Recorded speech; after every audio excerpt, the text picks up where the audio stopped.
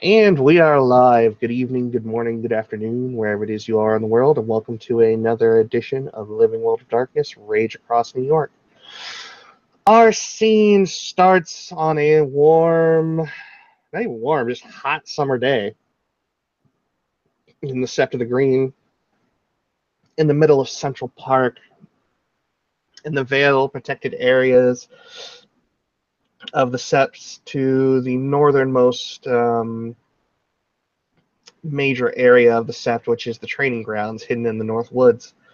A place where a currently packless Arun by the name of Dallas Yekar is currently doing her daily routine, which comprises of simply, well, training, training, eating, training, more training, drinking, eating, more training, and then a bit more eating. With no official set duties at the moment, this is what she does. And today she is currently running along a area of highly trekked, um, sort of bare dirt that has been used many times for the particular thing that she is doing, which is running with a bundle of truck tires uh, behind her with a rope over one shoulder, clad in a pair of loose-fitting sweatpants, barefoot, a tank top with her swag, spear, and vest all sitting off on a tree stump nearby, along with water and a towel, that sort of thing. But currently in the middle of training at the moment. And this is where we begin our scene.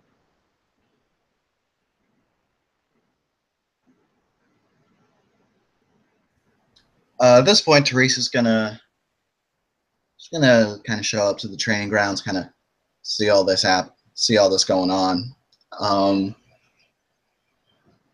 She's gonna kind of wait until Dallas is done with her particular set before rolling up to her. As Dallas comes sort of back to the starting line uh, with the multitude of tires, she pulls them all the way across, sort of like an etched-in line in the ground, sort of put there maybe by chalk or lime or whatever they put down. She drops the heavy rope and sort of bends over at the waist, putting her hands on her knees, completely covered in sweat. The Arun sort of just takes heavy breaths as she's been doing this now in the heat for hours upon hours, pushing the limits of what even an Arun's stamina can deal with. Many of the other kinfolk that were training with her have since given up and moved on to water breaks and things of other natures like that. Okay. As she's done, that's kind of the point where Teresa will kind of come on up. If Dallas spots her, which is entirely Benny's decision as to whether or not she spots her, since Teresa's not trying to make any kind of effort to hide. For an Arun, she's being as non-threatening as she can be. However, but still not submissive.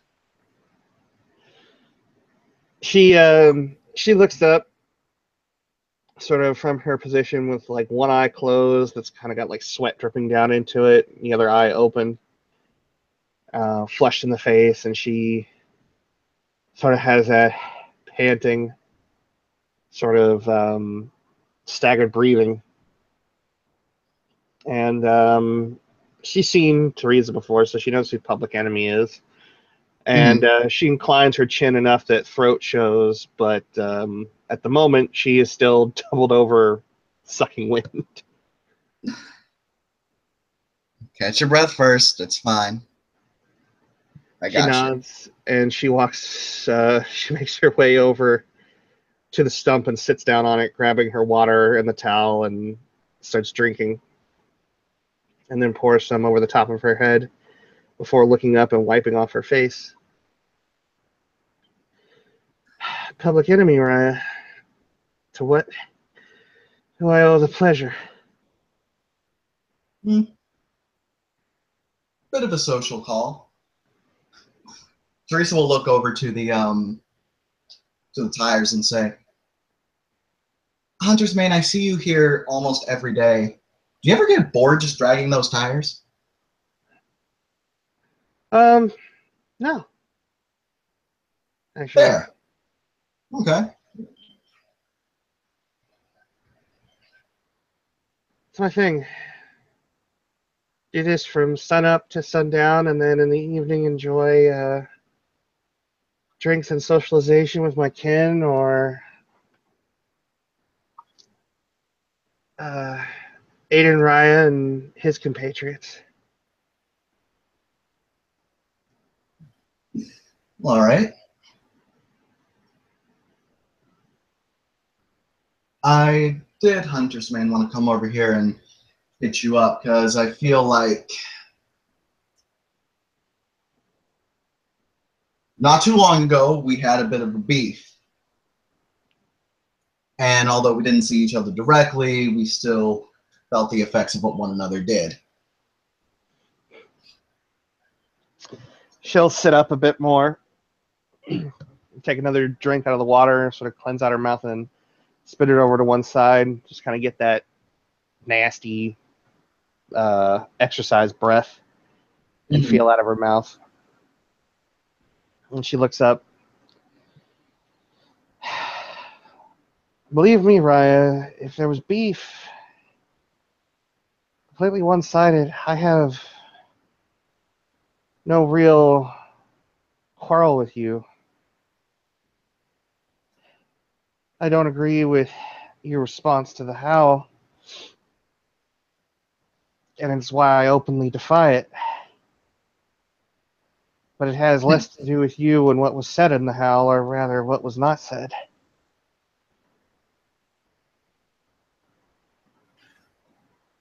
All right. Let's hear that. Because I know what I've been told, but I'd rather hear your side of things. She'll gesture to the other stump that's been left there. She'll plop down. Giving Hunter's Mane a bit of attention. When I say a bit, I mean she's actively listening.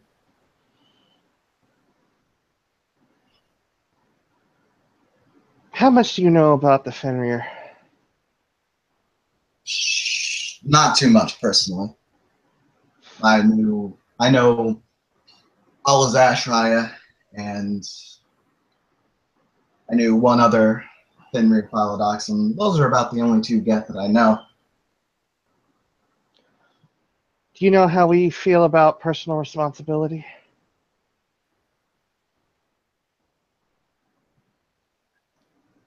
You may want to enlighten me. Everyone's action is their own. You respect those that take responsibility for each and everything that they do. Both the good and the bad.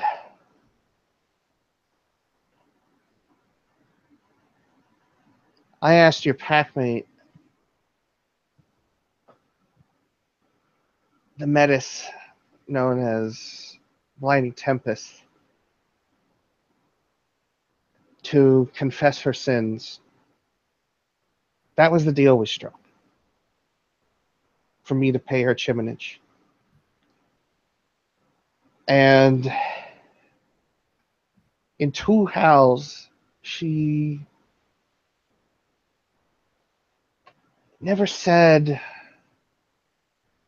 why things are the way they are, what she did or didn't do. I found those things out through others. Instead, what she proceeded to do was tell everyone what a loss it would be to the nation if she were to be lost to the wind spirits, and proceeded to throw Felix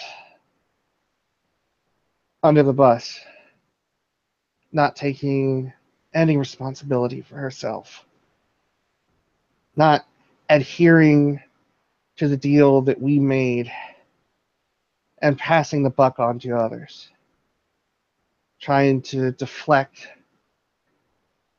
away from what the problem was and what I asked her to do. And she'll look over at Teresa. Would you say that trust is an essential part of being a leader on a battlefield? Absolutely. She nods. I don't know you, but you've obtained the rank of Fostern as a warrior. And from the actions that I've seen, you take things into your own hands and you stand by your decisions.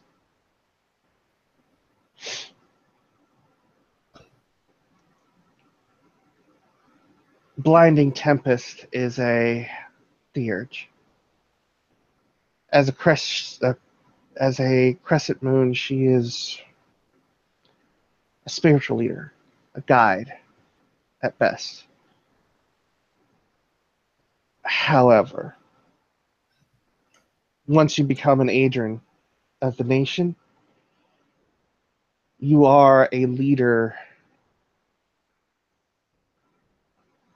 even on the battlefield.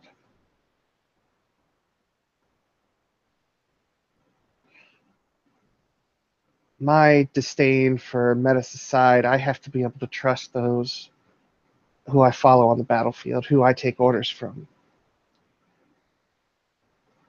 William, and I forget Robbie's character's name, his deed name, but assume that she says it. Roxy Socks Yeah. is the one he goes by. Robbie Susan's character. Oh, Robbie Sue. Oh, Oath of Silence. Oath of Silence. Oh, my bad. Oath of Silence. Okay. Oath of Silence, Raya. Had our disagreements, and he quelled it to the point where I can at least accept orders from him, that I can trust that his leadership is as sound as anyone can expect out of him. Because he stands by the things that he said to me, and he's taken action to back those words up. She shrugs. Blinding Tempest hasn't done this. I cannot trust her at all.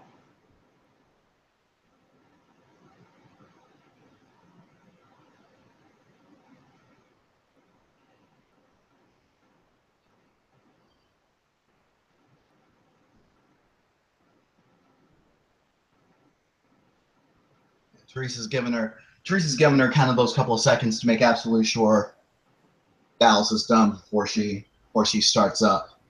She'll start taking a long drink out of the water to signify that she's done. Okay. All right. I get where you're coming from in that. I personally wouldn't have Binding Tempest in my pack if I didn't trust her absolutely, but you're not me, and you haven't seen what I've seen from her. So that's fair. It seems, though, that at least insofar as your deal is concerned, there may have been something misinterpreted on one end out of the other. Because when I heard her first howl, she went on about her her mark is a metis. And while she did mention that the chimage that she was paying to was to pay for a mistake that she had made, I can see why you felt that your deal was not satisfied.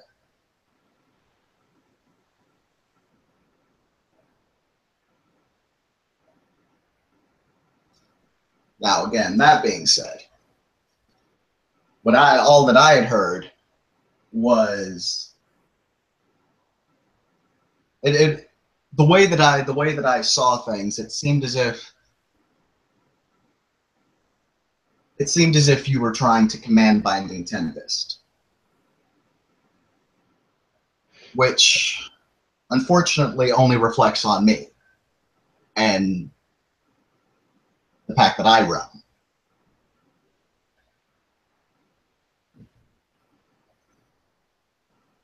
I may not know much about the Fenrir, but I do understand the very, very Garu sentiment of not appearing weak in front of others.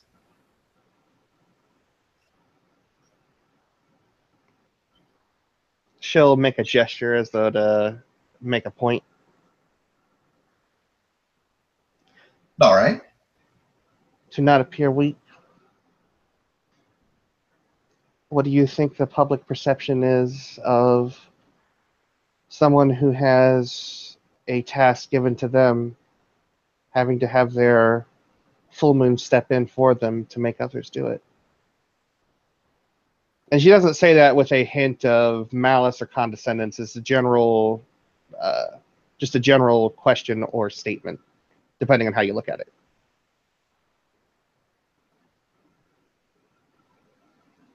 Were this a set that was more aligning with my tribe, I would definitely see where you're coming from. Our Theurges are more, they are at the forefront far more often than you would expect.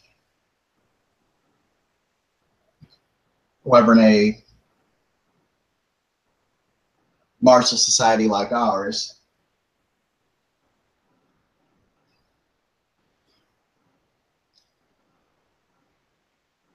the leader does have to step up to protect those that are under them.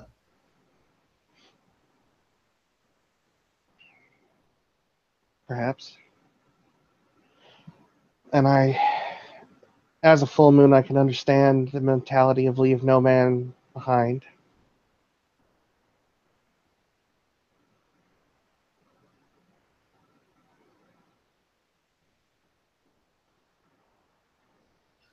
But Now, go ahead. go ahead. You had a point to make. I'll go ahead and make it.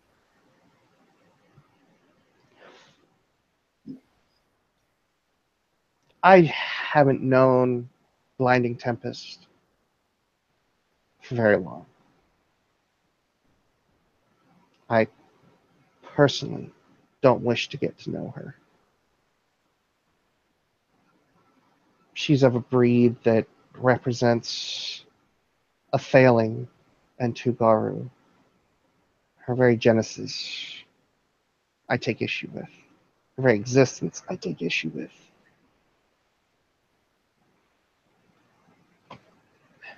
But I know that this is a progressive sept. And I know that they allow a great deal more than other septs would allow. They're far more lenient.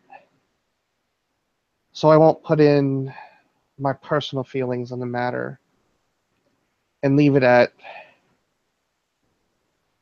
as far as I can see, she is a poor Theurge, a poor Garu, and a poor leader. For those three reasons, public enemy Raya, I cannot in good conscience pay a chiminage to exonerate her in any way, shape, or form.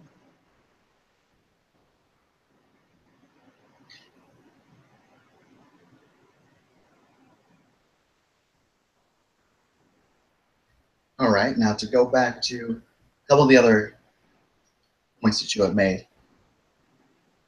As is already known, Lightning Tempest has indeed withdrawn her challenge.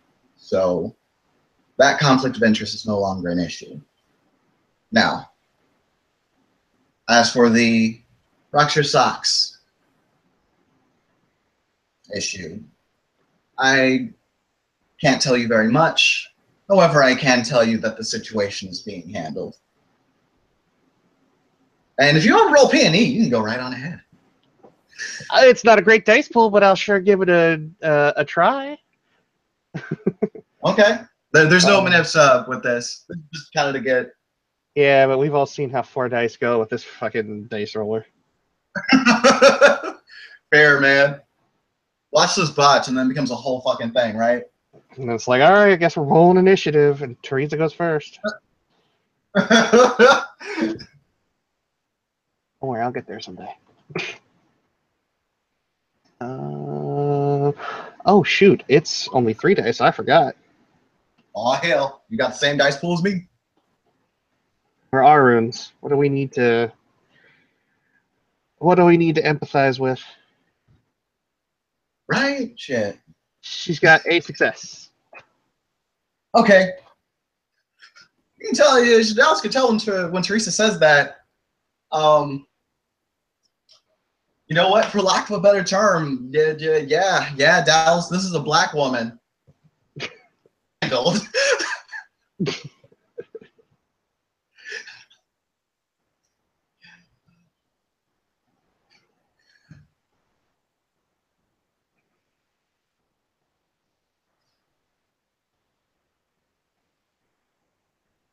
She'll nod, sort of as if in understanding.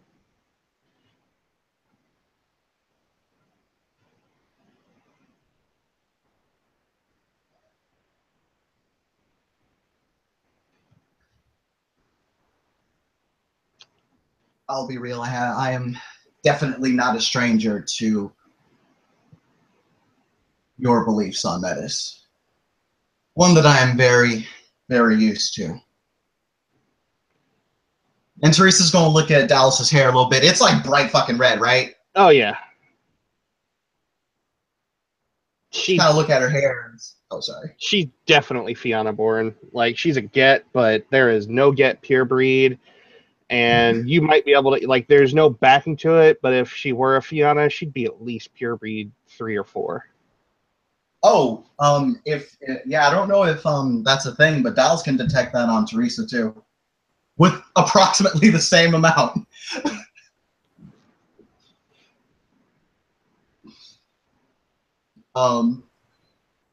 And she'll say, as she was saying, I'm no stranger to your philosophies, and she'll look at the hair, kind of recognize and say, I'm certain your upbringing instilled those beliefs in you. However, they were instilled. I think you underestimate me, Public Enemy Raya. Sorry? I said that I believe you underestimate me. My beliefs were developed not by others. The way I feel about Metis is very personal. And I have my reasons for having the disdain for them. You may not agree with them, and I can understand that. But they are what they are. I make no attempt to hide them.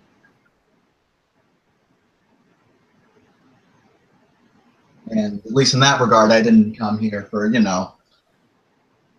kumbaya hour.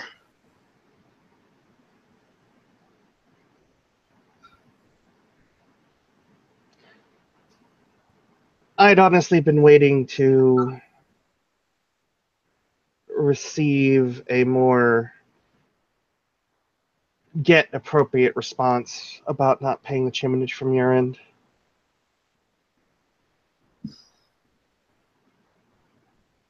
Unfortunately, I'm not a get. No, but you are a full moon, like I am. Well, it would have all depended on how this conversation went.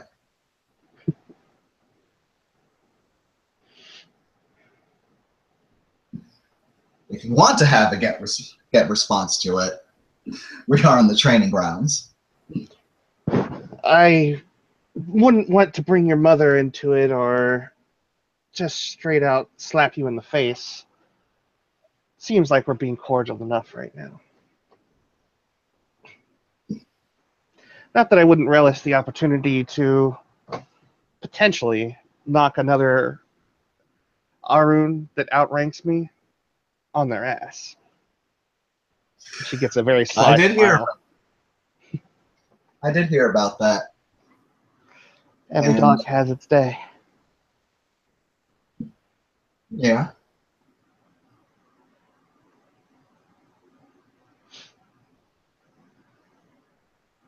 She'll shrug.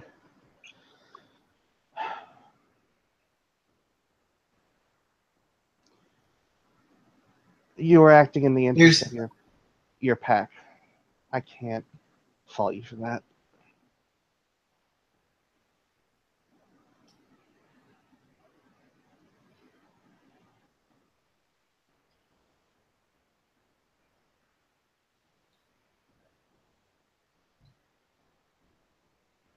She'll nod and she'll say,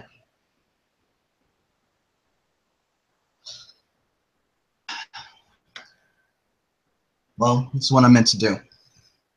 As I assume you will do once you join a pack. Presumably the Seekers. It's the pack that has the worldview that most aligns with mine.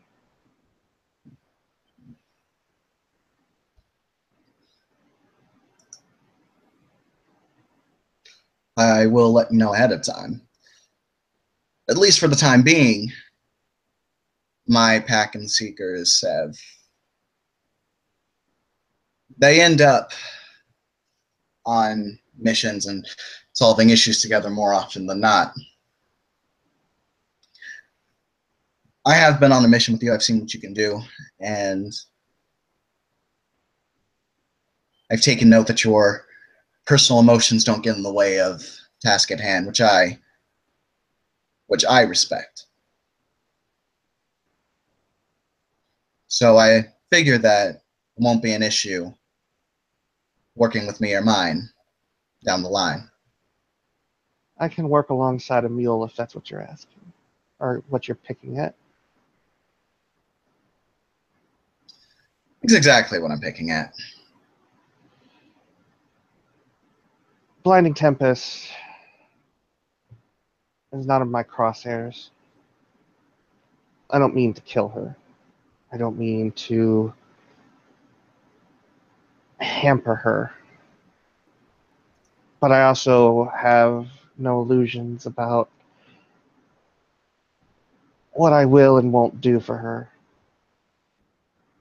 Like I said, I'm not going to trip her up, but I'm also not keen on assisting her unless it means preventing a... And she makes a distinction when she says the word Garu. I would have no trouble assisting her if it meant keeping a Garu alive. And that, without even having to roll P&E, she's making that distinction as she sees a clear line between a Metis and a Garu. No, yeah, she picked up on that. Shit, Tim picked up on that.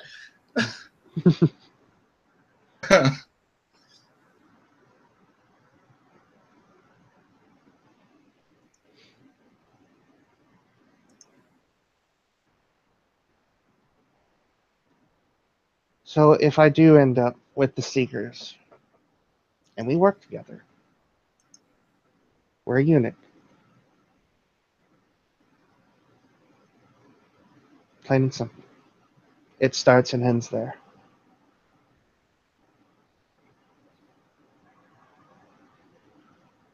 And that's all I need to hear, personally.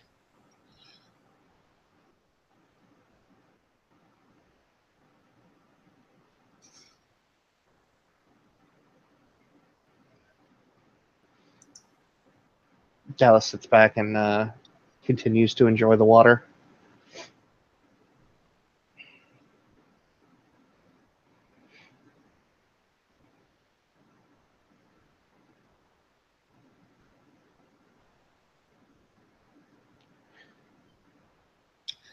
Teresa at this point will stand up. I am curious about one thing. And sure. Something I probably already know the answer to, but I just wanted to be sure. What drove you away from your parent tribe?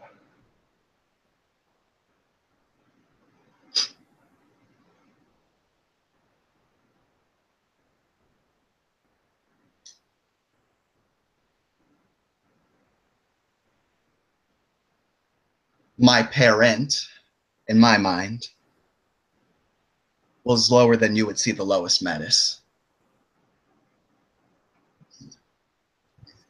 A genuine look of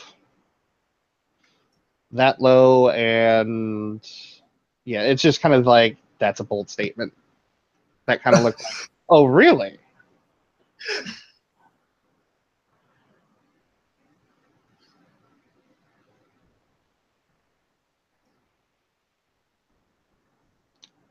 That's fair.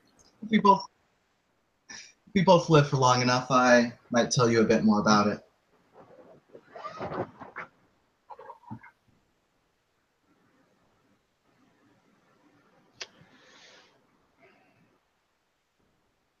That's fair. And Dallas will stand up too, and she'll pick up the rope again.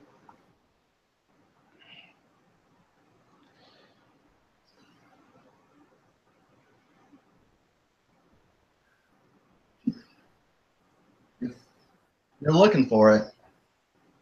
You can always ask the worm over the water if you can be a guardian. I've already spoken Seem like to Alles Ashraya about the matter after our last mission out.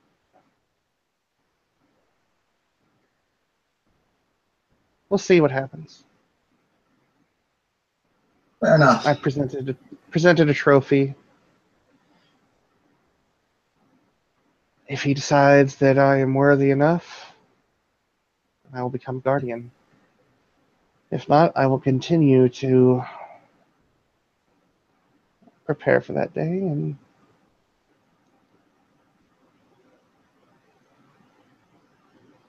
if not soon, perhaps later. If not later,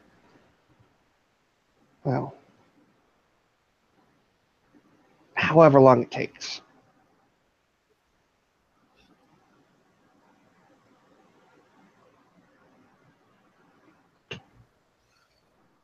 Fair enough then. For now, though, Fire's out of character. And Dallas goes back to the training. And I believe there we can end our scene. Thank you, players, for playing, and thank you, watchers, for watching.